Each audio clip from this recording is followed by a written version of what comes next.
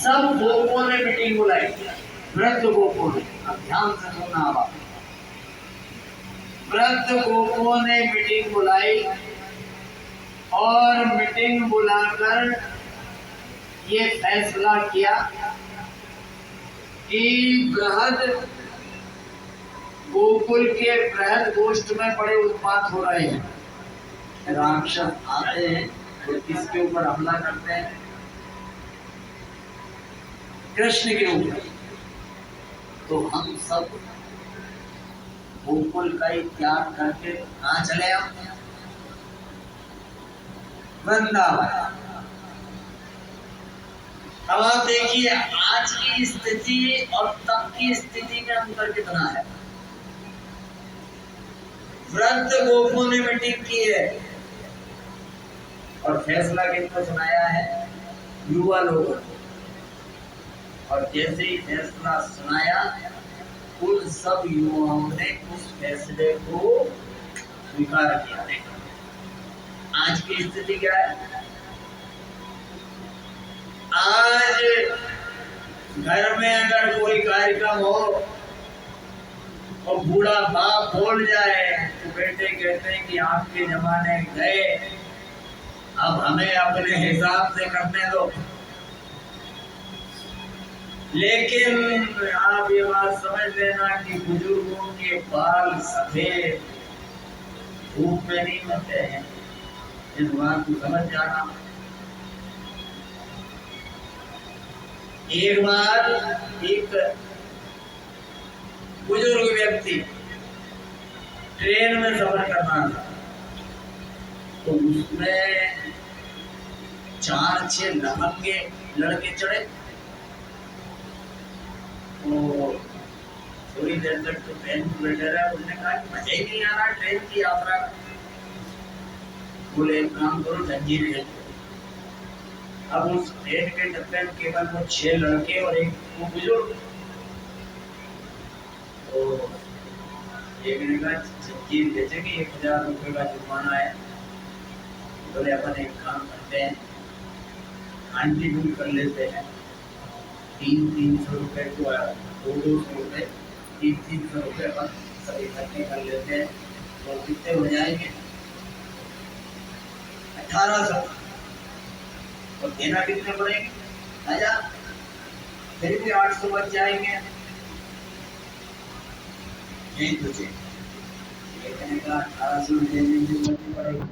Chain खींचो, इसका नाम लगा देंगे, इसका रुपये का। इसको कहते हैं इसने खींचा, अपन 6 या 13 डब्बे कोई है नहीं, मानना पड़ेगा किसी को कि। अब वो बेचारा बुजुर्ग के भैया को बता रहे हो मुझे, आज तो तुम्हें जेल भिजवा के जाएंगे। आया वो किसी चेन किसने खींची? 6 ने कह दिया एक ने। क्यों आपने चेन खींची? बोले हाँ हुजूर मैंने ही चेन खींची। क्यों खींची? बोले मैं अकेला डब्बे में था, मेरे पास 1800 रुपये थे। आई समझ में? मेरे पास 1800 रुपये थे, इतने पकड़ के मुझे निकला और इकट्ठे करके और एक की जेब में रख दिए थे। ये बता दिया कि ये लूट के चाबी जेब में धरे और 100 के 18 नोट हैं, निकालो आप। 1800 रुपये निकले। किसी ने जेल में पुलिस को बुलाया और जब 6 जाने लगे तो खिड़की में से उसने अपने बाल और दाढ़ी में हाथ फेर के कहा कि बेटा धूप में सफेद नहीं करी थी ये। तो ये उन गोप वालों ने, जो बुजुर्ग लोग थे गोकुल के, उनके उस प्रस्ताव को स्वीकार कर लिया। तो आज कथा के 6वें दिन भगवान कहाँ जा रहे हैं? और आपको कथा के दूसरे-तीसरे दिन बताया था गोकुल वृंदावन द्वारिका ये है कहाँ?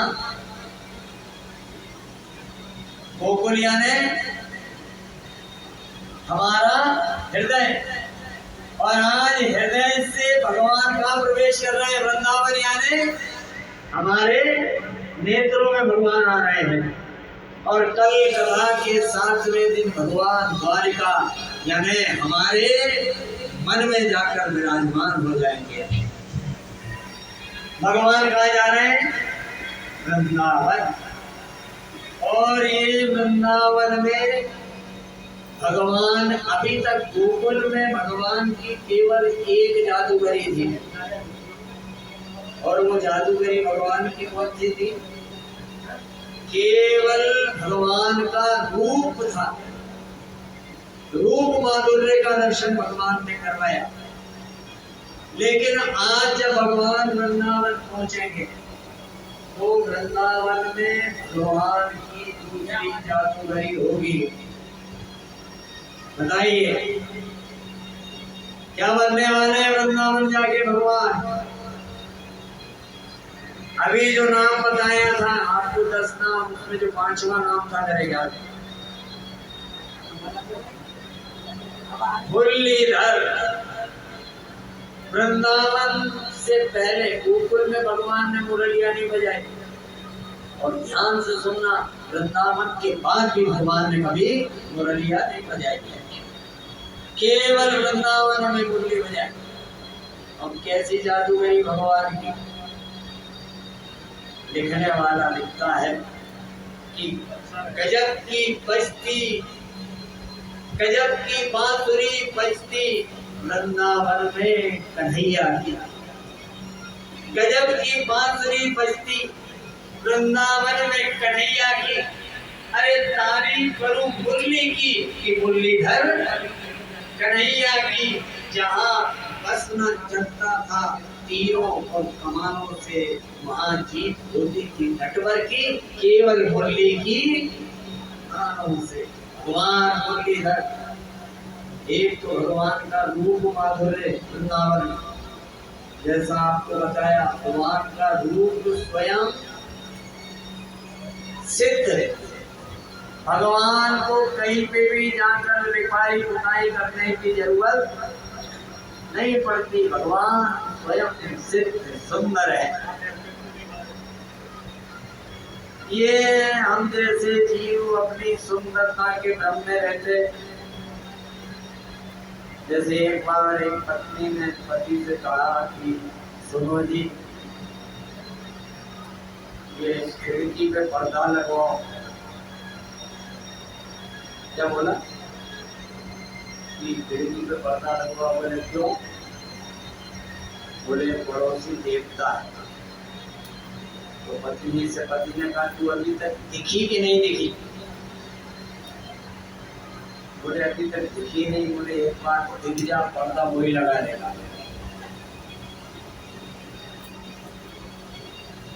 तो ये भगवान का रूप माधुर्य। और वृंदावन में जब भगवान आए, वृंदावन में प्रवेश हुआ, वेदव्यास जी महाराज वृंदावन की व्याख्या करते हुए कहते हैं, भगवान का स्वरूप बताते हुए कहते हैं,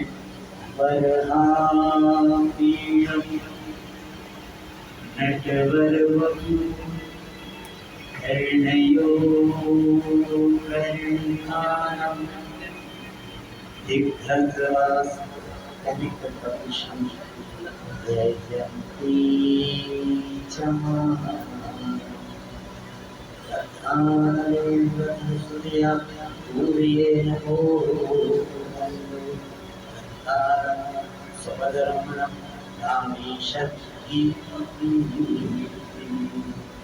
भगवान जैसे ही वृंदावन में पहुंचे, भगवान के रूप माधुर्य का चर्चा करते हुए वेदव्यास जी महाराज कह रहे वरहा पीठम। कौन सा पद लगाया भगवान ने अपने मुकुट में? मोर पद। नटवर वपु। कैसे है भगवान? एक नट की तरह। नट कौन? जो बार बार अपने रूप को बदले, वो नट। नट है हमारे कन्हैया। एक जैसे बाल एक जैसी हेयर स्टाइल नहीं है भगवान की। किसी दिन मैया से कहते हैं चोटी मांगते मोए, किसी दिन एक चोटी बनवाए, तो किसी दिन राधा जी को देख कर आ जाए तो क्या कह रहे कि आज एक चोटी नहीं, कितनी चोटी कर, 2 चोटी कर। किसी दिन कह रहे कि चोटी मत कर, खुले ही बाल में जाऊंगा। किसी दिन कह रहे कि पीताम्बर पहना, और पीताम्बर पहन ले एक दिन, और कभी हार्ट लाइन की बात हो जाए भगवान शिव से, तो बातें कहा गए मैया से कि आज पीताम्बर नहीं, आज तो लाला का पहनेगो, बाघंबर पहनेगा। और राधा जी के महल में एक कंडीशन थी। क्या कंडीशन थी? ब्रजभान, ब्रजभान जी ने राधा जी के महल के बाहर एक बोर्ड लगा के रखा था, जेंट्स आर नॉट अलाउड। तो फिर ना तो बागंबर से एंट्री मिले ना पीताम्बर से, तो फिर क्या पहन के जाते हैं? साड़ी। भगवान साड़ी पहन के जा रहे हैं, लेकिन स्वयं सिद्ध सुंदर वो हमारे कृष्ण बागंबर पहने तो सुंदर, पीताम्बर पहने तो सुंदर, तो साड़ी पहन ले तो अति सुंदर है। इतने सुंदर भगवान, ऐसा रूप प्रभु का कि आईने के सामने खड़े होकर बात करते हैं कि अगर मैं राधा होता तो तुझसे शादी करता। इतने सुंदर भगवान, भूषण भूषणांगम। एक तो भगवान का रूप माधुर्य और दूसरा भगवान का वेणु माधुर्य। भगवान ये बांसुरी